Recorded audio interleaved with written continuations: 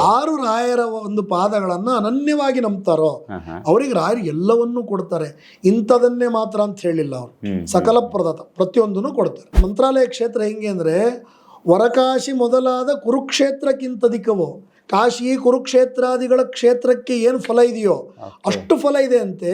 ಅವ್ರ ತೀರ್ಥ ತಲೆ ಮೇಲೆ ಹಾಕ್ಕೊಂಡ್ರೆ ಎಲ್ಲಾ ತೀರ್ಥಗಳಲ್ಲಿ ಸ್ನಾನ ಮಾಡಿದ ಫಲ ಬಂದೋಗ್ಬಿಡುತ್ತಂತೆ. ಒಬ್ಬ ಮನುಷ್ಯನಿಗೆ ನೋಡಿ ಅವನಲ್ಲಿ ಇರ್ತಕ್ಕಂಥ ಕರ್ಮಗಳೇ ಅವನ ಒಳ್ಳೆತನಕ್ಕೆ ಪ್ರತಿಬಂಧಕ. ಹೌದು, ಅಂಥ ಕರ್ಮಗಳು ಅಂತಕ್ಕಂಥ ಪರ್ವತಕ್ಕೆ ರಾಯರ ಕೃಪಾದೃಷ್ಟಿ ಅನ್ನೋದು ವಜ್ರಾಯುಧ ಇದ್ದಂತೆ ಅಂತ ಬರೀತಾರವರು. ಪುತ್ರ ಅನ್ನೋ ಶಬ್ದಕ್ಕೆ ಮಗ ಬಾಧ್ಯಸ್ಥ ಅಂದ್ರೆ ಅವನಿಗೆ ಒಂದು ಜವಾಬ್ದಾರಿನೂ ನೆನಪಿಸ್ಕೊಟ್ಟಂಗಾಯ್ತು ಪುತ್ರ ಅಂತ ಕರೆದಾಗ, ಅದ್ರ ಅರ್ಥನೂ ಹೇಳ್ದಂಗಾಯ್ತು ಅಂತ. ಹಾಗಾಗಿ ಆ ಪುತ್ರ ಅನ್ನೋ ಶಬ್ದಕ್ಕೆ ನಾವು ಈ ಸ್ತೋತ್ರಕ್ಕೆ ಅನ್ವಯ ಮಾಡಿಕೊಂಡ್ರೆ ರಾಯರ ಮುಂದೆ ದೀಪ ಹಚ್ಚಿ ಪ್ರಾರ್ಥನೆ ಮಾಡಿದ್ರೆ ನರಕನೇ ಆಗಲ್ಲ ಆ ವ್ಯಕ್ತಿಗೆ. ಯಾಕಂದ್ರೆ ಒಂದು ಸದ್ಗುಣಕ್ಕೆ ತಿರುಗಿಬಿಡ್ತಾನೆ. ನಾನು ಹೇಳಿದ್ನಲ್ಲ, ರಾಯರ ಕ್ಷಮಿಸಿ ಅವ್ರು ನಮಗೆ ಅವ್ರ ಮಮತೆಯನ್ನು ಕೊಟ್ಟರು ಅಂತಂದ್ರೆ ಇಷ್ಟು ಮಮತೆ ಸಿಗಬೇಕಾದ್ರೆ ಕರ್ಮ ಯಾಕೆ ಮಾಡ್ತಾನೆ ಮನುಷ್ಯ?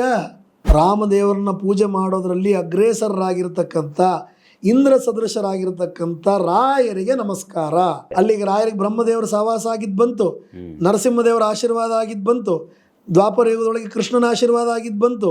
ಅಲ್ಲಿಗೆ ರಾಮ, ನರಹರಿ, ಕೃಷ್ಣ, ವೇದವ್ಯಾಸ ಎಲ್ಲರಿಂದ ಸಂಪೂರ್ಣ ಅನುಗ್ರಹಕ್ಕೆ ಪಾತ್ರರಾಗಿರೋರು ರಾಯರು ಅನ್ನೋ ಒಂದೇ ಅರ್ಥ ಶ್ರೀರಾಘವೇಂದ್ರಾಯ ನಮಃ ಈ ಮಂತ್ರದಲ್ಲಿ ಬಂದೋಯ್ತು. ಗ್ರಹಣ ಕಾಲದಲ್ಲಿ, ಸಂಕ್ರಾಂತಿ ಪರ್ವಕಾಲಾದಿಗಳಲ್ಲಿ ಮತ್ತು ವಿಶೇಷ ಪರ್ವಕಾಲಗಳು, ಹಬ್ಬ ಹರಿದಿನ, ದೀಪಾವಳಿ ಪಾಡ್ಯ, ಯುಗಾದಿ ಪಾಡ್ಯ, ಪುಷ್ಯ ನಕ್ಷತ್ರ ಗುರುವಾರ ಬಂದ ದಿವಸ, ಪುಷ್ಯ ನಕ್ಷತ್ರ ಭಾನುವಾರ ಬಂದ ದಿವಸ, ಇಂಥ ಮುಹೂರ್ತದಲ್ಲಿ 108 ಸಲ ಯಾರು ಜಪ ಮಾಡ್ತಾರೋ ಭೂತ ಪ್ರೇತ ಪಿಶಾಚಾದಿ ಪೀಡಾತಸ್ಯ ನ ಜಾಯತೆ.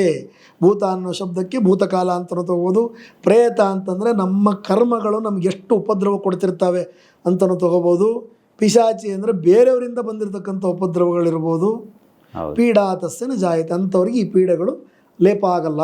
ಆಯರು ತಾವು ವೃಂದಾವನದಲ್ಲಿದ್ದು ನಮೂದನೆ ಕೊಟ್ಟಂಥ ಸ್ತೋತ್ರ ಈ ಅಪ್ಪಣ್ಣಾಚಾರ್ಯ ವಿರಚಿತ ರಾಘವೇಂದ್ರ ಗುರು ಸ್ತೋತ್ರ. ಅದರ ಒಂದು ಕ್ರಸ್ಟ್ ಶ್ರೀ ರಾಘವೇಂದ್ರಾಯ ನಮಃ. ಹಾಗಾಗಿ ಇದು ನಮ್ಮ ಸಮಗ್ರ ಎಲ್ಲ ಜನಾಂಗದವರೆಗೂ ಎಲ್ಲ ಇದಕ್ಕೂ ರಾಯರ ಒಂದು ವಿಚಾರ ಅಂತ ಬಂದಾಗ ರಾಯರ ಸ್ತೋತ್ರನೇ ಅತ್ಯಂತ ಫಸ್ಟ್ ಆ್ಯಂಡ್ ಫಾರ್ಮೋಸ್ಟ್. ಯಾಕಂದರೆ ಅದು ರಾಯರ ನಿಕಟವರ್ತಿಗಳು ರಾಯರ ಎದುರುಗಡೆನೇ ರಚನೆ ಆಗಿ ಸಮರ್ಪಣೆ ಆದಂಥ ಸ್ತೋತ್ರ ಅದು. ಪ್ರಿಯ ವೀಕ್ಷಕರೇ ನಮಸ್ಕಾರ. ಕಾರ್ಯಕ್ರಮವನ್ನು ನೋಡಿ ಸುಮ್ಮನಾಗಬೇಡಿ, ನಮ್ಮ ವಾಹಿನಿಯನ್ನ ಸಬ್ಸ್ಕ್ರೈಬ್ ಮಾಡ್ಕೊಳ್ಳಿ. ಸಬ್ಸ್ಕ್ರೈಬ್ ಮಾಡಿ ಪ್ಲೀಸ್. ಆ ಸ್ತೋತ್ರದಲ್ಲಿ ಇದೊಂದು ಪಾರ್ಟ್ ಬರುತ್ತೆ. ಅದರ ಮುಂದೆ ಬರೆದು ಹೇಳಬೇಕಾದ್ರೆ ಶ್ರೀರಾಘವೇಂದ್ರ ಸಕಲ ಪ್ರದಾತ, ರಾಯರೆಲ್ಲದನ್ನು ಕೊಡ್ತಾರೆ. ಯಾರಿಗೆ ಅಂತ ಕೇಳಿದ್ರೆ ಸ್ವಪಾದ ಕಂಜದ್ವಯ ಭಕ್ತಿ ಮಧ್ಯ. ಯಾರು ರಾಯರ ಒಂದು ಪಾದಗಳನ್ನು ಅನನ್ಯವಾಗಿ ನಂಬ್ತಾರೋ ಅವರಿಗೆ ರಾಯರು ಎಲ್ಲವನ್ನೂ ಕೊಡ್ತಾರೆ. ಇಂಥದನ್ನೇ ಮಾತ್ರ ಅಂತ ಹೇಳಿಲ್ಲ ಅವರು, ಸಕಲ ಪ್ರದಾತ ಪ್ರತಿಯೊಂದನ್ನು ಕೊಡ್ತಾರೆ. ಸ್ವಪಾದ ಕಂಜದ್ವಯ ಭಕ್ತಿ ಮಧ್ಯ. ಯಾಕೆ ಹೆಂಗೆ ಕೊಡ್ತಾರೆ ಅವರು? ಏನೇನಾಗ್ಲಿಕ್ಕೆ ಸಾಧ್ಯ? ಸಕಲ ಅಂದ್ರೆ ಏನು ಅಂದರೆ ಅಗಾಧ್ರ ಸಂವೇದನ ದೃಷ್ಟಿ ವಜ್ರ ಕ್ಷಮಾಸುರೇಂದ್ರೋ ಅವತು ಮಾಂ ಸದಾಯಂ. ಒಬ್ಬ ಮನುಷ್ಯನಿಗೆ ನೋಡಿ ಅವನಲ್ಲಿ ಇರ್ತಕ್ಕಂಥ ಕರ್ಮಗಳೇ ಅವನ ಒಳ್ಳೆತನಕ್ಕೆ ಪ್ರತಿಬಂಧಕ. ಹೌದು, ಅಂಥ ಕರ್ಮಗಳು ಅಂತಕ್ಕಂಥ ಪರ್ವತಕ್ಕೆ ರಾಯರ ಕೃಪಾದೃಷ್ಟಿ ಅನ್ನೋದು ವಜ್ರಾಯುಧ ಇದ್ದಂತೆ ಅಂತ ಬರೀತಾರವರು. ಇನ್ನು ಅವ್ರ ರಾಯರನ್ನ ಇನ್ನು ಎಷ್ಟು ಹತ್ತಿರದಿಂದ ನೋಡಿರ್ಬೇಕು ಲೆಕ್ಕ ಹಾಕಿ ಅಲ್ವಾ? ರಾಯರ ಒಂದು ದೃಷ್ಟಿ ಒಬ್ಬ ವ್ಯಕ್ತಿ ಮೇಲೆ ಬಿತ್ತು ಅಂದ್ರೆ ಅವನ ಕರ್ಮಗಳು ವಜ್ರಾಯುಧ ಬಿದ್ದರೆ ಹೇಗೆ ಚೂರು ಚೂರಾಗುತ್ತೋ ಒಂದು ಪರ್ವತ, ಅಂತ ಕರ್ಮದ ಪರ್ವತನೇ ಹೋಗ್ಬಿಡುತ್ತೆ. ಮತ್ತೆ ಅಷ್ಟೆಲ್ಲ ಕರ್ಮ ಹೋಗುತ್ತೆ. ಆಮೇಲೆ ಏನು ಮಾಡ್ತಾರವರು? ಆ ವ್ಯಕ್ತಿಯನ್ನು ಕ್ಷಮಿಸ್ತಾರಂತೆ ರಾಯರು. ಹೋಗ್ಲಿ ಬಿಡು, ಏನೋ ಕರ್ಮ ಮಾಡಿಬಿಟ್ಟಿಯಾ, ಇರಲಿ, ನೀನೇನು ಕೆಟ್ಟವನಲ್ಲ, ಹಂಗೆ ಬರೆದಿತ್ತು ದೇವರು ಬರೆದಾಕಿದ್ದ, ಮಾಡಿದ್ಯಾ, ಇನ್ಮೇಲಾದರೂ ಒಳ್ಳೆಯವನಾಗು. ಈ ಒಂದು ಔದಾರ್ಯ ಅದು ಭಗವಂತನಲ್ಲಿ ಬಿಟ್ಟರೆ ರಾಯರಲ್ಲೇ ಕಲಿಯುಗದೊಳಗೆ ನೀವು ಕಾಣಕ್ಕೆ ಸಾಧ್ಯ. ಹಂಗಾಗಿ ಅವರು ಮುಂದಿನ ಶಬ್ದವನ್ನ ಆ ಥರ ಉಪಯೋಗಿಸ್ತಾರೆ.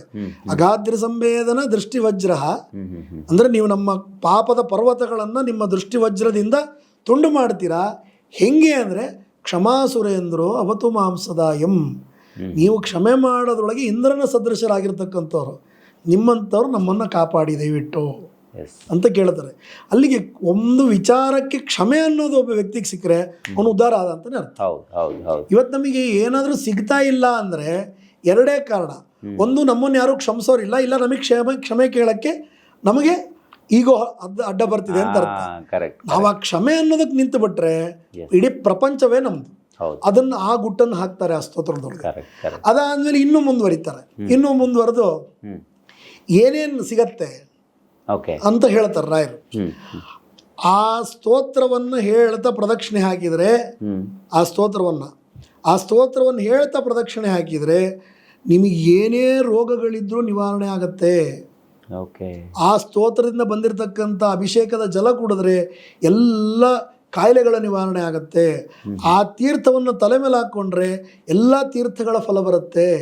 ಹ್ಮ್ ಅವರು ದಾಸರು ಒಬ್ರು ಹೇಳ್ತಾರೆ, ಹ್ಮ್ ರಾಯರು ಇದ್ದ ಕ್ಷೇತ್ರ ಅಂದರೆ ಮಂತ್ರಾಲಯ ಕ್ಷೇತ್ರ ಹೆಂಗೆ ಅಂದರೆ ವರಕಾಶಿ ಮೊದಲಾದ ಕುರುಕ್ಷೇತ್ರಕ್ಕಿಂತಧಿಕವು.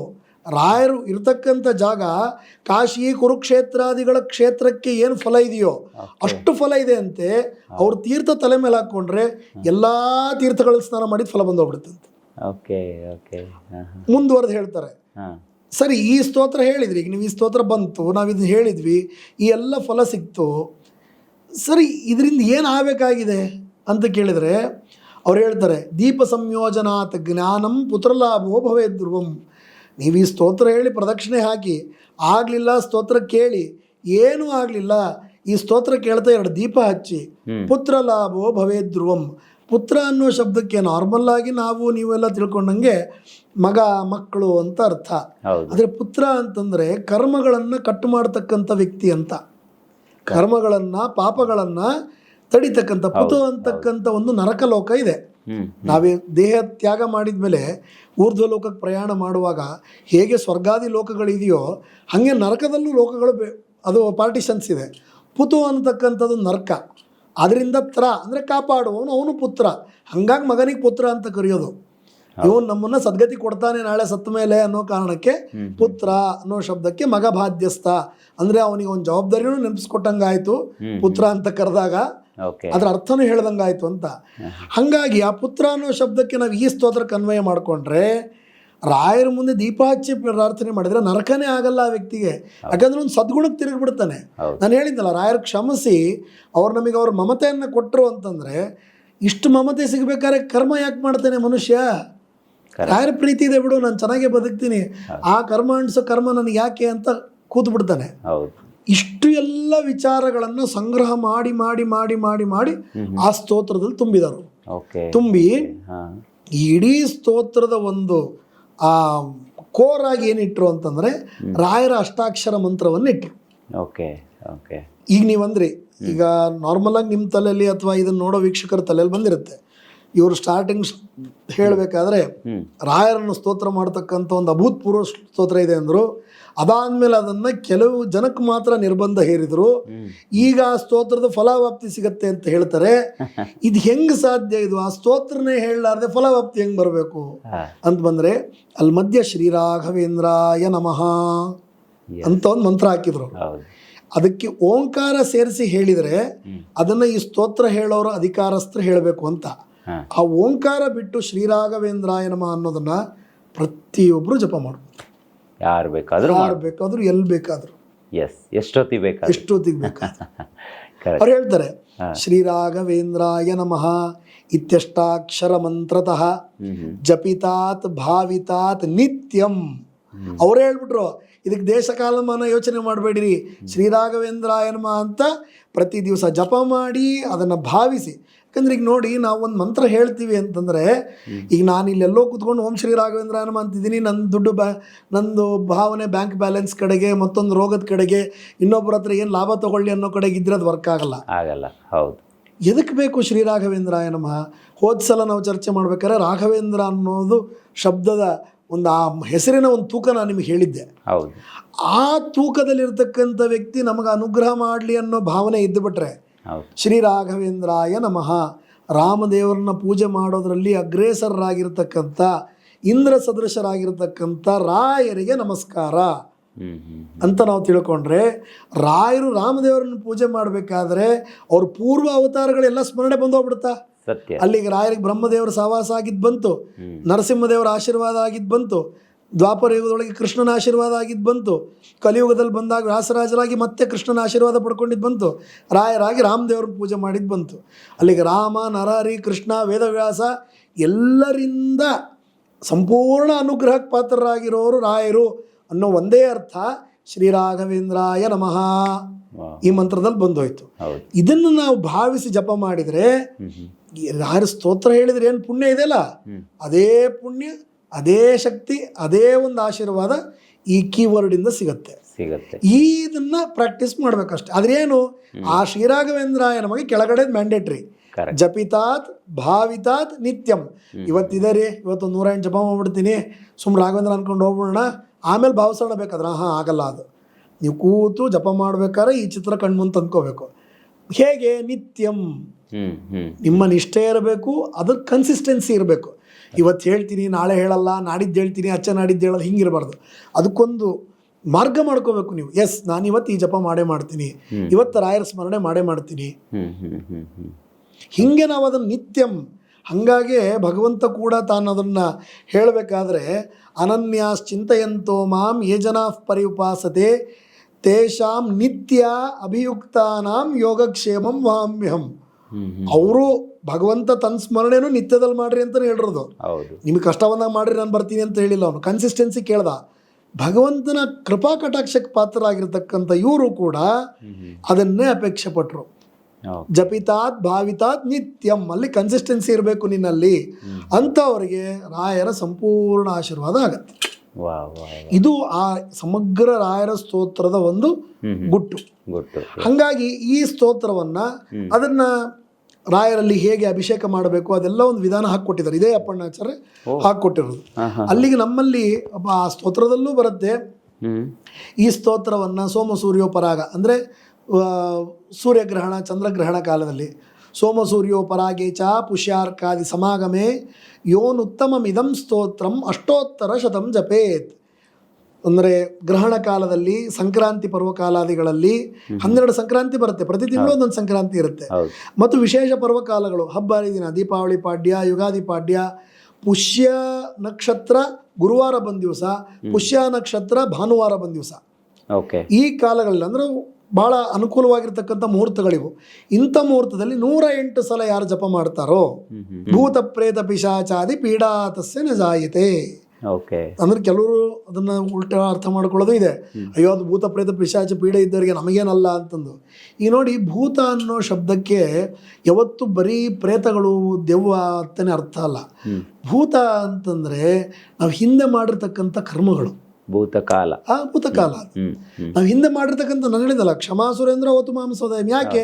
ಅಗಾದ್ರಿ ಸಂವೇದನ ದೃಷ್ಟಿ ವಜ್ರ. ನಿಮ್ಮ ಕಣ್ಣು ದೃಷ್ಟಿ ನಮ್ಮ ಕರ್ಮಗಳನ್ನು ಕಳಿಬೇಕಾದ್ರೆ ಮತ್ತು ಆ ಭೂತನೇ ಅವ್ರು ಕಳಿಯೋದು. ರಾಯರ ಸ್ಮರಣೆ ಮಾಡಿದರೆ ಆಯಾ ಪರ್ವಕಾಲಾದಿಗಳಲ್ಲಿ ಭೂತ ಪ್ರೇತ ಪಿಶಾಚಾದಿ ಪೀಡಾತಸ್ಯ ನ ಜಾಯತೆ. ಭೂತ ಅನ್ನೋ ಶಬ್ದಕ್ಕೆ ಭೂತಕಾಲ ಅಂತಲೂ ತಗೋಬೋದು. ಪ್ರೇತ ಅಂತಂದರೆ ನಮ್ಮ ಕರ್ಮಗಳು ನಮ್ಗೆ ಎಷ್ಟು ಉಪದ್ರವ ಕೊಡ್ತಿರ್ತವೆ ಅಂತಲೂ ತಗೋಬೋದು. ಪಿಶಾಚಿ ಅಂದರೆ ಬೇರೆಯವರಿಂದ ಬಂದಿರತಕ್ಕಂಥ ಉಪದ್ರವಗಳಿರ್ಬೋದು. ಪೀಡಾತಸ್ಯ ನ ಜಾಯತೆ, ಅಂಥವ್ರಿಗೆ ಈ ಪೀಡೆಗಳು ಲೇಪ ಆಗಲ್ಲ. ಸಾರ್ವಭೌಮರೇ, ನೀವು ಎಲ್ಲಿದ್ದ ಅನುಗ್ರಹ ಮಾಡ್ತೀರೋ ನಮಗೆ ಗೊತ್ತಿಲ್ಲ. ನೀವೆಲ್ಲ ಕಡೆ ನಿಂತು ಅನುಗ್ರಹ ಮಾಡ್ತಕ್ಕಂಥ ಸಾಮರ್ಥ್ಯ ಉಳ್ಳವರು. ಯಾಕಂದರೆ ಅಪ್ಪಣ್ಣಾಚಾರ್ಯರಿಗೆ ರಾಯರ ಒಂದು ಪ್ರತ್ಯಕ್ಷತೆ ಆಗ ಹೋಗಿತ್ತು. ಯಾಕಂದರೆ ರಾಯರು ತಾವು ಆಶ್ರಮ ತಗೊಂಡ ದಿವಸದಿಂದನೂ ಅನ್ಬೋದು, ಅವರು ತಮ್ಮಲ್ಲಿ ಇದ್ದ ಜನಕ್ಕೂ ತಮ್ಮಿಂದ ದೂರ ಇದ್ದು ಸ್ಮರಣೆ ಮಾಡಿದವ್ರಿಗೂ ಅವರು ವಿಶೇಷ ಆಶೀರ್ವಾದ ಮಾಡಿದಂಥ ವ್ಯಕ್ತಿಗಳು. ಹಾಗಾಗಿ ಅದ್ರದ್ದು ಎಲ್ಲ ವಿಚಾರ ಗೊತ್ತಿತ್ತು. ರಾಯರು ಈ ಊರಲ್ಲಿ ಕೂತ್ಕೊಂಡು ಬೇರೆ ಊರಲ್ಲಿರೋ ಶಿಷ್ಯನ ಮಗನನ್ನು ಕಾಪಾಡಿದರು. ರಾಯರು ಈ ಊರಲ್ಲಿ ಕೂತು ಬೇರೆ ಊರಲ್ಲಿರ್ತಕ್ಕಂಥ ಶಿಷ್ಯನ ಸೊಸೆಯನ್ನು ಕಾಪಾಡಿದರು. ರಾಯರು ಈ ಊರಲ್ಲಿದ್ದು ಎಲ್ಲೋ ದೂರದಲ್ಲಿದ್ದು ವೆಂಕಣ್ಣನಿಗೆ ದಿವಾನ ಪದವಿ ಬರೋಂಗೆ ಮಾಡಿದರು.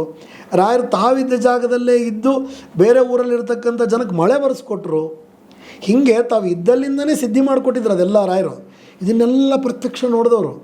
ಅವಾಗ ಅವ್ರು ಬಂದು ನಿಮ್ಮ ಕೀರ್ತಿ ದಿಗ್ವಿದಿತ ವಿಭೂತಿರತುಲ ಅನ್ನೋದಕ್ಕೆ ಬಂದು ಆ ಸ್ತೋತ್ರ ನಿಲ್ಲಿಸ್ಬಿಡ್ತಾರೆ. ಆಮೇಲೆ ಅಷ್ಟು ಹೇಳೋತ್ತಿಗೂ ರಾಯರಿಂದ ಮುಂದೆ ಬಂದು ನಿಂತ್ಬಿಟ್ಟಿರ್ತಾರೆ ಅವರು.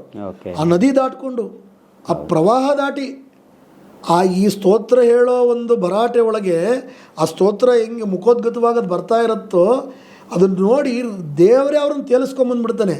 ನಿನ್ನಂಥ ಶಿಷ್ಯನಿಗೆ ಗುರುವಿನ ದರ್ಶನ ಆಗಲೇಬೇಕು ಬಾ ಅಂತಂದು. ಅವರು ಆ ಪ್ರವಾಹದಲ್ಲಿ ಮುಳುಗಲಾರದೆ ತಾವು ಪ್ರವಾಹ ದಾಟಿ ಬಂದಿದ್ದೀವಿ ಅನ್ನೋದು ಕೂಡ ಅವ್ರಿಗೆ ಜ್ಞಾನ ಇರಲ್ಲ. ರಾಯರನ್ನು ನೋಡ್ಬೇಕು ಅನ್ನೋದೊಂದು, ಅಯ್ಯೋ ನಮ್ಮ ಗುರುಗಳು ಇದಿಷ್ಟೇ ಅಂಥ ಒಂದು ದುಃಖದೊಳಗೆ ಅವ್ರ ಗುಣಗಳನ್ನು ಹೇಳ್ತಾ ಅಯ್ಯೋ ನಮ್ಮ ಗುರುಗಳು ಹಿಂಗಿದ್ರು, ಇಂಥ ಕೆಲಸಗಳನ್ನು ಮಾಡಿಕೊಟ್ರು, ಅವ್ರ ಗುಣ ಹೇಳಿದರೆ ಇಷ್ಟೆಲ್ಲ ಒಳ್ಳೆಯದಾಗತ್ತೆ, ಅಂಥ ಗುರುಗಳು ಇವತ್ತು ವೃಂದಾವನಸ್ಥರಾಗಿದ್ದಾರೆ, ನನಗೆ ನೋಡೋಕ್ಕಾಗ್ತಿಲ್ಲ ಅನ್ನೋ ಭಾವನೆ ಆ ಉತ್ಕಟವಾಗಿ ಗದ್ಗದಿತವಾಗಿ ಅವರು ಅದನ್ನು ಹೇಳ್ತಾ ತಮ್ಮ ಮುಖೋದ್ಗತವಾಗಿ ಬಂದಿರತಕ್ಕಂಥ ಆ ಸ್ತೋತ್ರವನ್ನು ಹೇಳ್ತಾ ಬಂದು ಕೀರ್ತಿ ದಿಗ್ವಿದಿತ ವಿಭೂತಿರತುಲ, ನಿಮ್ಮ ಕೀರ್ತಿ ಅನ್ನೋದು ದಶದಿಕ್ಕುಗಳಲ್ಲೂ ಹಬ್ಬಿದೆ ಸ್ವಾಮಿ. ಯಾಕೆ ಅಂದರೆ ನೀವು ವಿಭೂತಿರತುಲರು, ನಿಮ್ಮ ವಿಭೂತಿ ಅಂದರೆ ನಿಮ್ಮ ಸನ್ನಿಧಾನ ಅನ್ನೋದು ಅದು ಪ್ರತಿಯೊಂದು ಕಡೆ ಇದೆ. ಯಾಕಂದರೆ ಅವರು ಭಗವಂತನ ಆ ಥರ ಉಪಾಸನೆ ಮಾಡಿದವರು ರಾಯರು.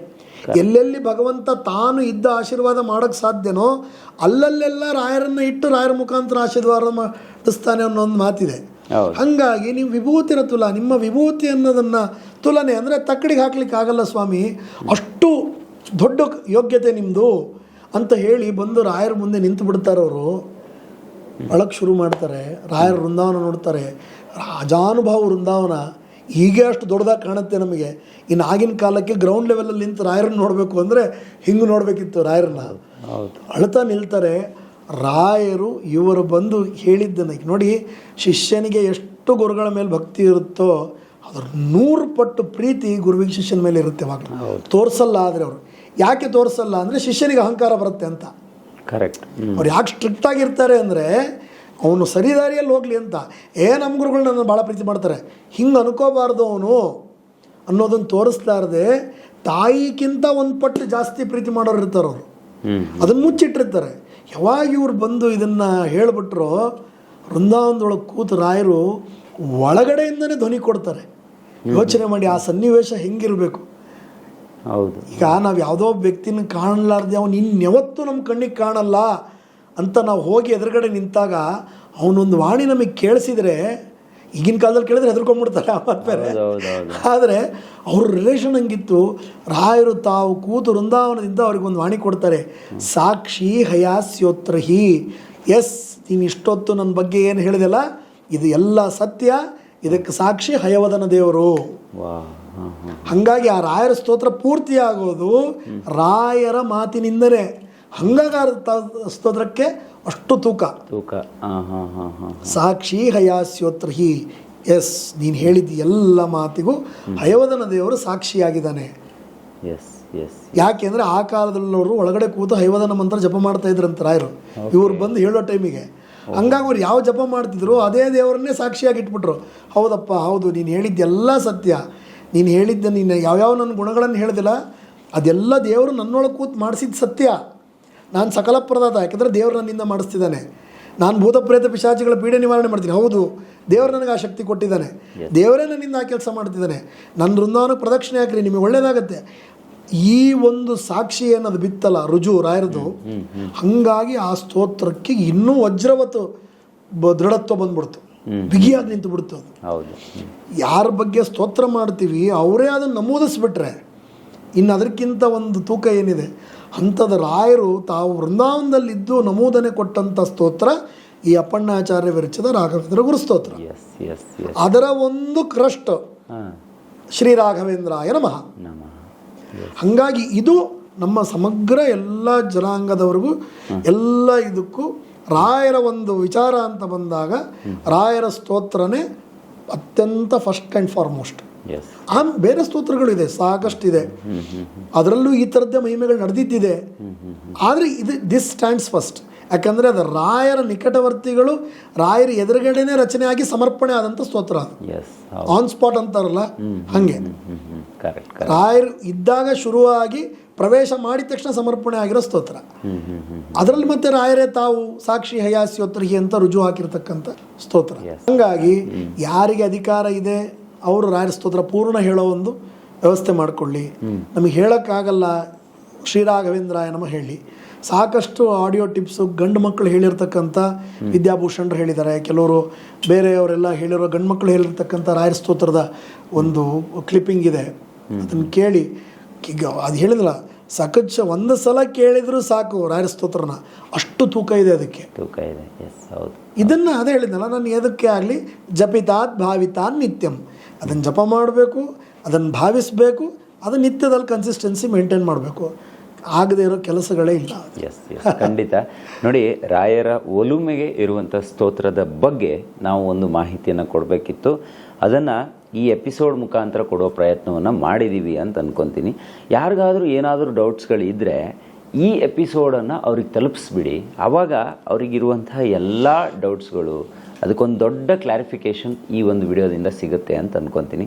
ಗುರುಗಳೇ, ಇವತ್ತಿನ ಕಾರ್ಯಕ್ರಮದಲ್ಲಿ ನೀವು ಭಾಗವಹಿಸಿ ಇದ್ರ ಬಗ್ಗೆ ಅಂದರೆ ರಾಯರ ಒಲುಮೆಯ ಒಂದು ಸ್ತೋತ್ರ ನಮಗೆ ಬೇಕು, ಅದು ಯಾವುದು ಅಂತ ಕೇಳಿದ್ದಕ್ಕೆ ಸಮಗ್ರವಾಗಿ ಪೂರ್ಣ ಮಾಹಿತಿಯನ್ನು ಕೊಟ್ಟರೆ ನಮ್ಮ ಹೆಗ್ಗದ್ದೆ ಸ್ಟುಡಿಯೋದ ಎಲ್ಲ ವೀಕ್ಷಕ ಪರವಾಗಿ ನಿಮಗೆ ತುಂಬ ಧನ್ಯವಾದ. ನಮಸ್ಕಾರ. ನಮಸ್ತೆ. ನೋಡಿದ್ರಲ್ಲ ವೀಕ್ಷಕರೇ, ಇದು ಇವತ್ತಿನ ವಿಶೇಷ. ಸೊ ಈ ಎಪಿಸೋಡ್ ಮತ್ತೆ ಕಂಟಿನ್ಯೂ ಆಗುತ್ತೆ. ಅಲ್ಲಿವರೆಗೂ ಸ್ಟೇ ಟ್ಯೂನ್ ಹೆಗ್ಗದ್ದೆ ಸ್ಟುಡಿಯೋ.